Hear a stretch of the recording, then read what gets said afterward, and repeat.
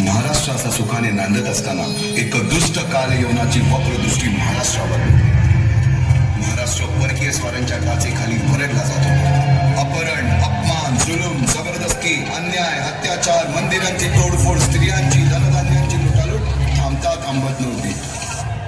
जेव्हा आपल्याच घरात गोठ्यातली गाय आणि घरातील माय असुरक्षित होते, तेव्हा घरातलाच अंधकार मनात घर करून बसतो. अशा वेळी साधू, संत, लहान, थोर, लेकी, बाळी अवघा महाराष्ट्र देवाला गाराणं घालतोय. अरे जेजुरीच्या खंडोबा, पंढरपूरच्या खंडोबा, तुळजापूरच्या भवानी आई, दार उघड, दार उघड आई, दार उघड.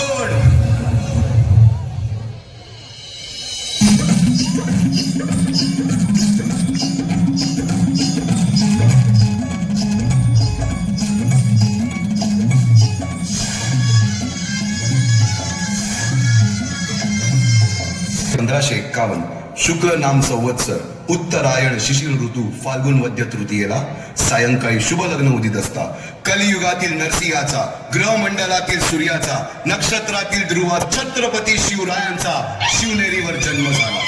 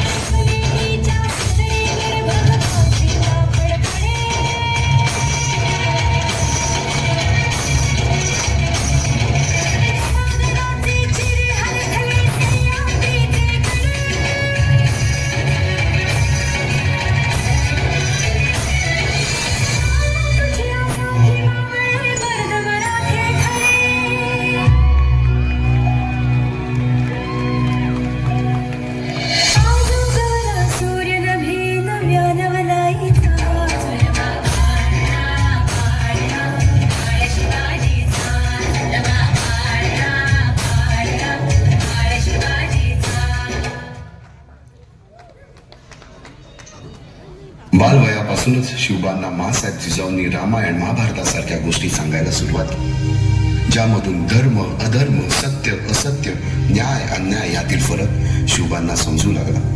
तसेच शस्त्रास्त्र व शास्त्र या शिक्षणासाठी शहाजी राजांनी अनेक कर्तबगार माणसे नेमली, जसे की दादोजी कोंडदेव, बाळकृष्ण पंत, रघुनाथ पंत, शामराज पंत अशा अनेक कर्तबगार माणसांच्या नेतृत्वाखाली महाराज बालवयापासूनच घडू लागले.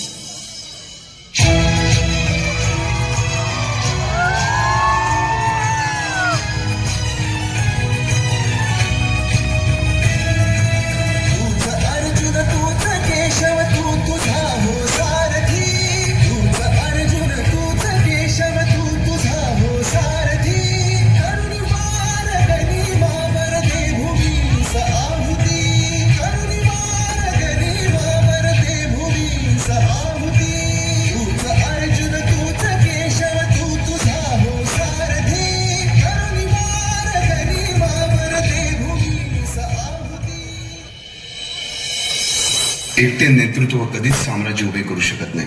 त्यासाठी तशी कर्तबगार माणसे, निष्ठावन मावळे घडवावे लागतात. शिवरायांनी असे सवंगडी त्या वयापासूनच पारखायला सुरुवात केली.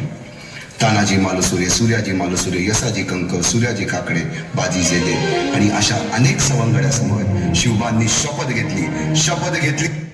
ही स्वराज्याची शपथ घेतली, स्वराज्याच्या बांधणीची.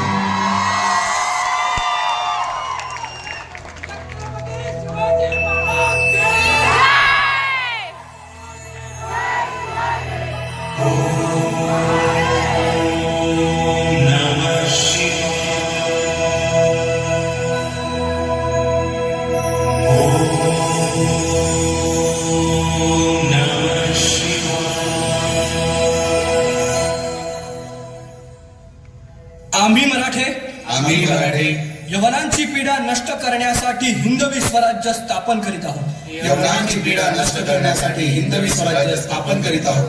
राष्ट्रभावनेने संघटन करून देशावरील परकीयांचे आक्रमण नष्ट करीत आहोत. देशावरील परकीयांचे आक्रमण नष्ट करीत आहोत. स्वकीय व परकीय शत्रूंचे उच्चाटन करण्यासाठी उच्चाटन करण्यासाठी स्वराज्य स्थापन करीत आहोत. स्वराज्य स्थापन करीत आहोत. यात तू आम्हास यश द्यावे. हे राज्य व्हावे, ही तर श्रींची इच्छा.